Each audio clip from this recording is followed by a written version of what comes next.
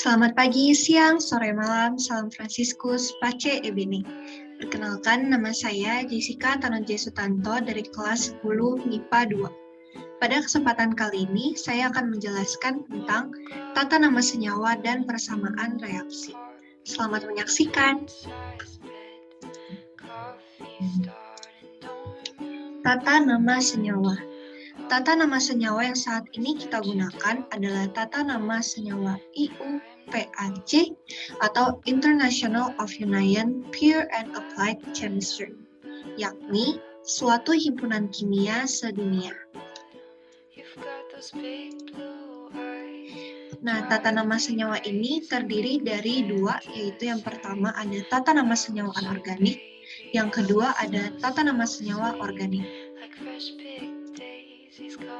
Yang pertama, tata nama senyawa anorganik.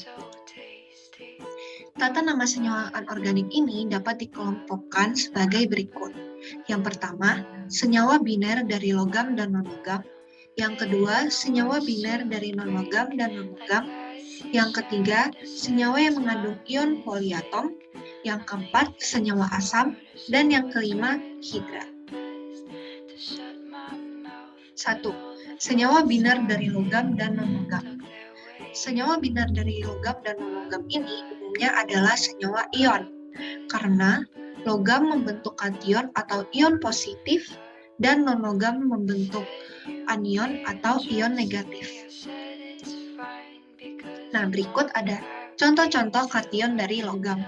Yang pertama ada Li positif atau kation litium.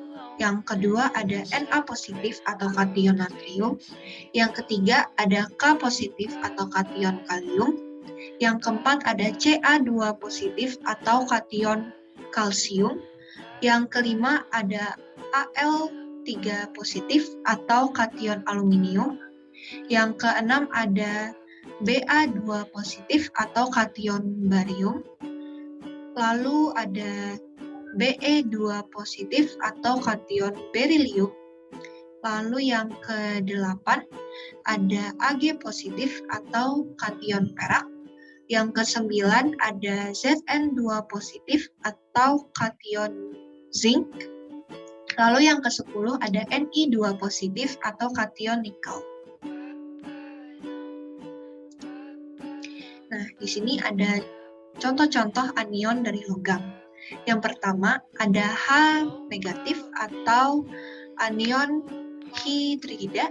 Yang kedua ada N3 negatif atau anion nitrida. Yang ketiga ada O2 negatif atau anion oksida. Yang keempat ada P3 negatif atau anion fosfida. Yang kelima ada S2 negatif atau anion sulfida. Lalu yang keenam ada Se2 negatif atau anion selenida. Yang ketujuh ada F negatif atau anion fluorida. Lalu yang kedelapan ada Cl negatif atau anion klorida. Yang kesembilan ada Br negatif atau anion bromida. Lalu yang ke-10 ada I negatif atau anion iodida. Nah, di sini terdapat contoh-contoh dari senyawa biner dari logam dan non-logam. Yang pertama ada NaBr atau natrium bromida. Yang kedua ada NaCl atau natrium klorida. Yang ketiga ada KCl atau kalium klorida. Yang keempat ada MgBr2 atau magnesium bromida. Yang kelima ada Al2O3 atau aluminium oksida. Yang keenam ada Cai2 atau kalsium iodida. Yang ketujuh ada Bas atau barium sulfida. Yang kedelapan ada K2O atau kalium oksida. Yang ke-9 ada CaO atau kalsium oksida. Lalu yang ke-10 ada Mgs atau magnesium sulfida. Nah, sekarang saya akan membahas materi selanjutnya yaitu senyawa biner dari nonogam dan nonogam. Nah, senyawa biner dari dua nonogam ini umumnya adalah senyawa kovalen. Tata nama senyawanya adalah sebagai berikut. Yang pertama mengikuti urutan B, lalu Si, lalu As, lalu C, lalu P, lalu N, kemudian H, lalu S, lalu Br, lalu Cl, kemudian O, dan yang terakhir F. Yang kedua, penamaan dimulai dari nama nonogam pertama, diikuti nama nonogam yang kedua, lalu diberi akhiran ida. Akhiran ida, seperti ini. Lalu yang ketiga, jika dua jenis nonogam dapat menghasilkan atau membentuk lebih dari satu senyawa, ditambahkan awalan Yunani sesuai angka indeks dalam rumus kimianya.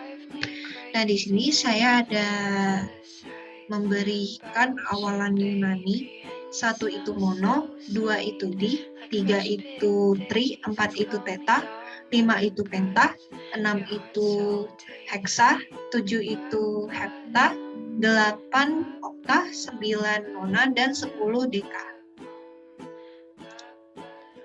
Berikut ada contoh-contoh senyawa biner dari nonogam dan nonogam. Yang pertama ada CO atau karbon monoksida, yang kedua ada CO2 atau karbon dioksida, yang ketiga ada NO atau nitrogen oksida, yang keempat ada NO2 atau nitrogen dioksida, yang kelima ada N2O atau dinitrogen oksida, yang keenam ada PCl3 atau fosforus triklorida, yang ketujuh ada P4O10 atau tetrafosforus pentaoksida, yang kedelapan ada HF atau asam fluorida, yang kesembilan ada HCl atau asam klorida, lalu yang ke-10 ada H2O atau air.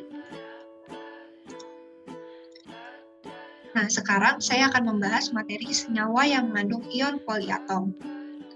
Ion poliatom dapat berupa kation poliatom atau anion poliatom.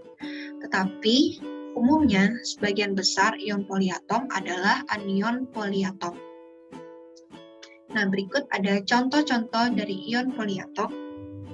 Yang pertama ada NH4 positif atau amonium. Yang kedua ada OH negatif atau hidroksida.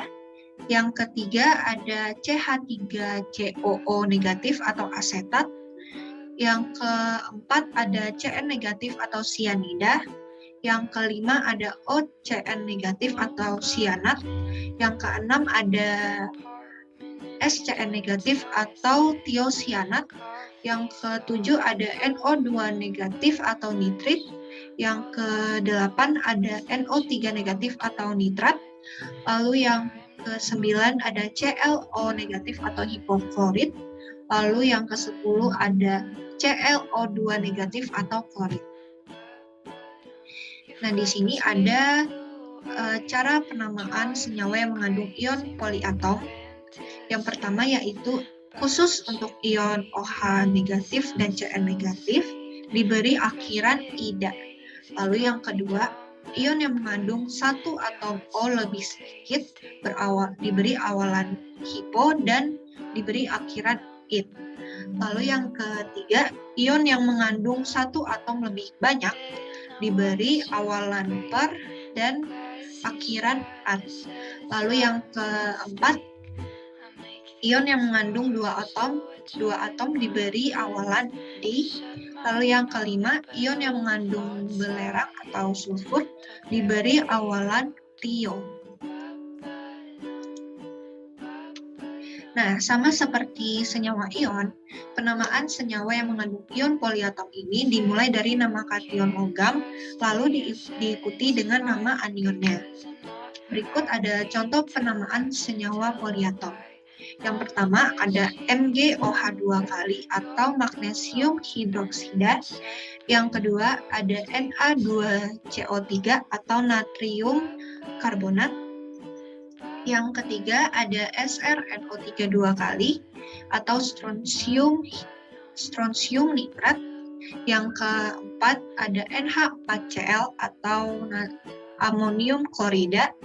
Yang kelima ada NaNO2 atau natrium nitrit. Yang keenam ada NaNO3 atau natrium nitrat. Yang ketujuh ada NaOH atau natrium hidroksida. Yang kedelapan ada NaCN atau natrium sianida. Yang kesembilan ada K2SO3 atau kalium sulfit. Lalu yang ke-10 ada K2SO4 atau kalium sulfat. Sekarang materi yang akan saya bahas adalah senyawa asam. Menurut Arrhenius, asam didefinisikan sebagai zat kimia yang di dalam air yang melepaskan ion H positif. Berikut ada contoh-contoh senyawa asam. Yang pertama ada HCl atau asam klorida. Yang kedua ada H2CO3 atau karbon dioksida. Yang ketiga ada HCN atau asam sianida. Yang keempat ada CH3COH atau asam asetat.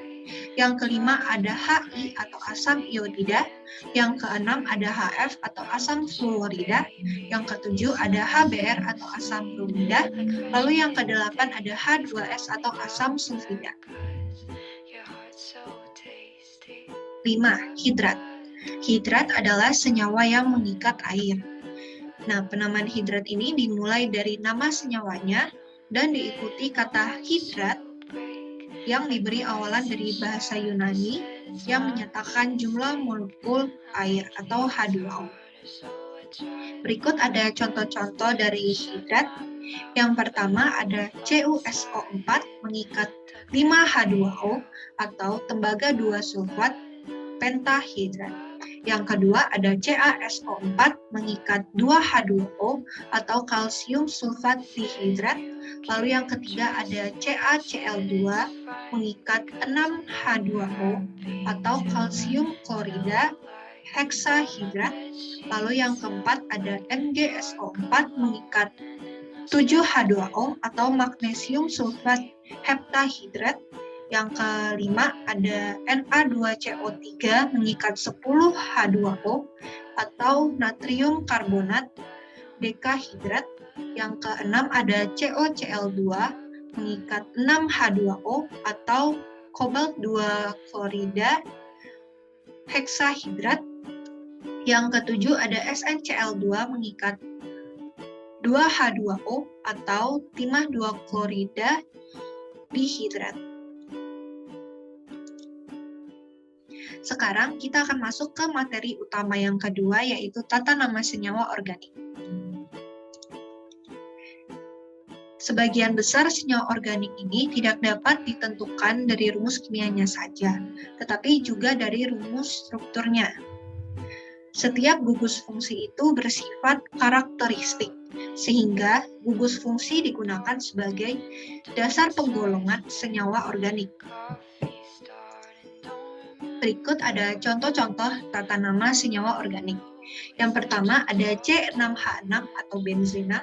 Yang kedua ada CH4 atau metana. Yang ketiga ada C12H22O11 atau sukrosa. Yang keempat ada C3H3O atau aseton.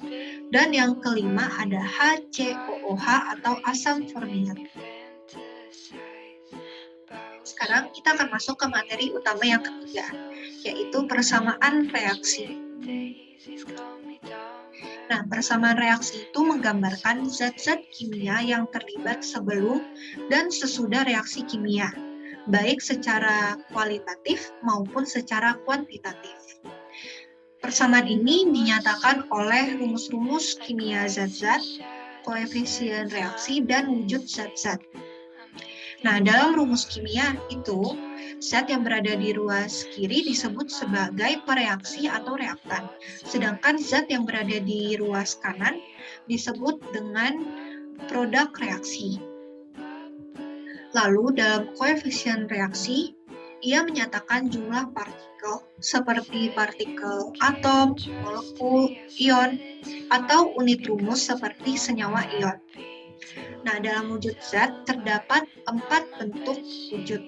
Yang pertama ada padat, biasanya dilambangkan dengan huruf S, lalu yang kedua ada wujud gas yang biasa dilambangkan dengan huruf G, lalu yang ketiga ada wujud cair yang biasa dilambangkan dengan huruf L, lalu yang keempat ada wujud yang larut dalam air atau larutan yang biasanya dilambangkan dengan huruf AQ. Nah, di sini saya akan menjelaskan tentang penyetaraan reaksi. Penyetaraan reaksi ini dapat kita lakukan menggunakan dua cara. Yang pertama ada cara matematika, dan yang kedua ada cara langsung. Nah, untuk cara matematikanya ini, di sini saya ada beri contoh soal, yaitu Zn direaksikan dengan HCl menjadi ZnCl2 direaksikan dengan H2. Untuk cara pengerjaannya, pertama-tama kita akan menuliskan huruf A, B, C, D di depan Zn, HCl, ZnCl2, dan H2. Seperti ini. Lalu kita dapat mulai menuliskan jumlah atom Zn.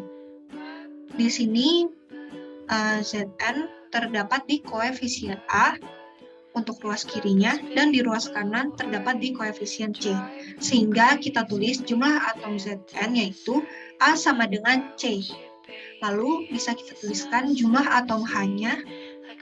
Atom H-nya terdapat di koefisien B untuk ruas kirinya, sehingga dapat kita tuliskan di sini B. Lalu untuk ruas kanannya dia terdapat di koefisien D. Dan di koefisien D ini atom H-nya ada 2, ini H2, sehingga dapat kita tuliskan jumlah atom H yaitu B sama dengan 2D. Lalu kita dapat tuliskan jumlah atom Cl-nya. Nah, atom Cl-nya terdapat di koefisien B juga, sehingga dapat kita tuliskan B di sini untuk ruas kirinya ya. Lalu untuk di ruas kanannya, atom Cl ini terdapat di koefisien C. Dan Cl-nya ada 2, Cl2, sehingga dapat kita tuliskan B sama dengan 2C. Lalu di sini saya misalkan, misal A sama dengan 1. Sehingga jika A sama dengan 1, di sini A sama dengan C ya. Nah, berarti C juga 1. Karena C sama dengan A, sehingga C sama dengan 1. Lalu untuk menghitung B-nya, karena kita sudah menemukan jumlah C, jadi kita dapat menghitung B terlebih dahulu. Di sini B sama dengan 2C. Tadi C itu 1, sehingga B sama dengan 2 kali 1. 2 kali 1 itu 2. Jadi B sama dengan 2. Lalu untuk menghitung di koefisien D, karena kita sudah mendapatkan jumlah B, jadi kita sekarang bisa menghitung koefisien D-nya. Karena B sama dengan 2D, tadi B-nya itu 2, sehingga 2 sama dengan 2D. Dan dapat kita simpulkan D sama dengan 2 bagi 2, sehingga hasilnya adalah 1. Lalu dapat kita simpulkan, jadi hasil dari penyetaraan reaksinya yaitu 1 Zn ditambah 2 HCl, atau 1 Zn direaksikan dengan 2 HCl menjadi 1 ZnCl2 direaksikan dengan 1 H2. Jadi yang huruf-huruf tadi itu kita ganti dengan jumlah yang sudah kita temukan. Seperti A kita ganti dengan 1, C kita ganti dengan 1, B kita ganti dengan 2, lalu D kita ganti dengan 1.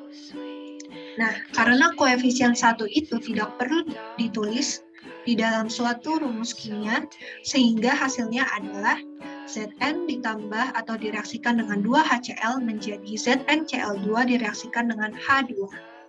Seperti itu untuk cara matematika. Sekarang saya akan menjelaskan untuk yang menggunakan cara langsung. Di sini saya ada 2 contoh soal.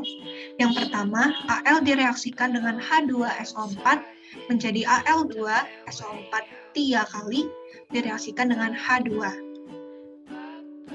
Di sini untuk menjawabnya, pertama-tama kita dapat menghitung terlebih dahulu untuk yang jumlah atom Al ini di ruas kiri ada berapa, lalu nanti kita akan menghitung di ruas kanannya jumlah atom Al itu ada berapa. Nah, di ruas kiri ini Al ada 1 saja, lalu di ruas kanan Al ada 2. Jadi bisa kita tuliskan, karena di ruas kiri itu hanya 1, jadi kita tambahkan koefisien 2, sehingga 2 dikali 1, hasilnya menjadi 2, jadi dapat setara. Nih, dapat kita tuliskan seperti ini. Lalu untuk jumlah atom H-nya di sini ada 2 di ruas kiri, sedangkan di ruas kanan ada 2. Nah, sehingga udah sama, jadi tidak perlu kita ubah. Lalu untuk S-nya, di ruas kiri ada 1, sedangkan di ruas kanan ada 3. Nah, di sini bisa kita tambahkan koefisien 3 di depan H2SO4, seperti ini. Lalu, kita menghitung jumlah atom O-nya. Untuk yang S tadi sudah setara, 3 dengan 3, lalu untuk O-nya, di ruas kiri ini tadi sudah kita tambahkan 3 sehingga O-nya 12, lalu di ruas kanan terdapat 12 juga sehingga sudah setara. Tetapi karena tadi hanya di sini kita tambahkan koefisien 3 sehingga di kiri ini hanya ada 6. Dan untuk di kanan itu masih 2 ya. Jadi kita tambahkan koefisien 3 di ruas kanan untuk atom H-nya seperti ini. Jadi jawabannya 2Al direaksikan dengan 3H2SO4 menjadi Al2SO4 3 kali direaksikan dengan 3H2. Lalu untuk contoh soal yang kedua, di sini saya menuliskan C4H8 direaksikan dengan O2 menjadi CO2 direaksikan dengan H2O. Untuk cara pengerjaannya seperti tadi, kita cari terlebih dahulu di ruas kiri jumlah atomnya berapa, lalu di ruas kanan jumlah atomnya berapa. Nah, untuk C ini di ruas kiri jumlah atomnya 4, dan di ruas kanan jumlah atomnya 1. Sehingga dapat kita tambahkan koefisien 4 di depan senyawa CO2 seperti ini. Lalu sekarang kita akan menghitung jumlah atom H-nya. Di ruas kiri ini jumlah atom H-nya 8, sedangkan di ruas kanan jumlah atomnya 2. Sehingga kita tambahkan koefisien 4 di depan senyawa H2O, seperti ini. Lalu kita akan menghitung jumlah atom O. Di kiri ini jumlah atomnya 2, sedangkan di kanan jumlah atomnya ini yang sudah kita tambahkan koefisien tadi. O 2 dikali 4, 8. Lalu di sini O-nya ada 4, sehingga 8 ditambah 4, 12. Jadi di ruas kanan, O-nya itu ada 12, sedangkan di ruas kiri masih 2. Jadi untuk mendapatkan 12, kita akan mengkalikan 2 dengan 6, sehingga didapatkan jumlah atom O 12, sehingga dapat setara dengan yang di ruas kanan. Sekian penjelasan saya tentang tata nama senyawa dan persamaan reaksi. Mohon maaf bila ada kesalahan. Terima kasih telah menyaksikan. Salam Fransiskus Pace Ebet.